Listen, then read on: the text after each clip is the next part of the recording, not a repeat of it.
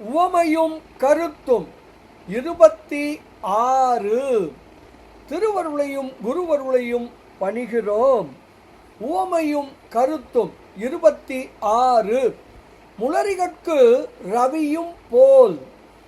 இந்த உவமையை சிவஞான சித்தியார் எனும் நூலின் 232வது திருப்பாடலில் அருள் திரு அருள்நந்தி சிவம் கையாளுகிறார். உவமை என்ன சொல்லுகிறது? தாமரை விரிவதற்கு அந்த தாமரையின் தொழில் மட்டும் அன்றி சூரியனும் தேவைப்படுகிறது. இதுவே இந்த உவமை. சரி, இந்த உவமை விளக்கும் கருத்துதான் என்ன? கடவுள் நடுநிலையானவன். ஆயினும் அவரவர் கண்மத்திற்கு ஏற்ப வேறு வேறு விதமாய் அவன் அந்த உயிர்களுக்கு அறிவிக்கின்றான். இது உண்மையெனில் அறிவு ஊட்டுவதற்கு கண்மமே போதுமே, இறைவன் வேண்டாமே என்று ஆகிவிடுமே. கடவுள் தேவையில்லையா? இந்த கேள்விக்கான பதில்தான் இந்த உவமை. தாமரை மலர்வதற்கு அந்த தாமரையின் செயல் மட்டுமன்றி சூரியனும் தேவைப்படுகிறது. உழவு முதலிய செயல்கள் பலன் தருவதற்கு அந்த செயல்கள் மட்டுமன்றி நிலமும் தேவைப்படுகிறது.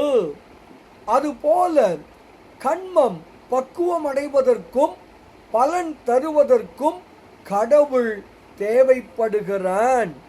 எனவே கண்மம் மட்டுமே போதும் என்பது பொருந்தாது.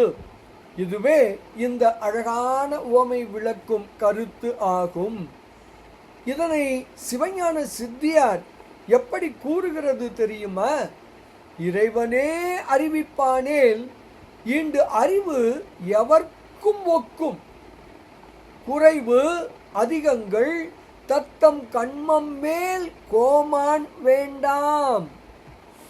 முறைதரு செயற்கு பாரும் முளரிகட்கு ரவியும் போல் அரைதரு தத்தம் கண்மத்து அளவினுக்கு அளிப்பன் ஆதி என்று ஸ்ரீ அருள்நந்தி சிவம் தனது சிவஞான சித்தியார் எனும் அற்புதமான நூலின் 232வது திருப்பாடலில் மிக அழகாக விளக்குகிறார்.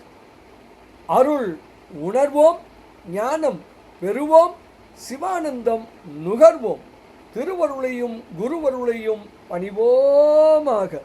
சிவாய நம. திருச்சிற்றம்பலம்.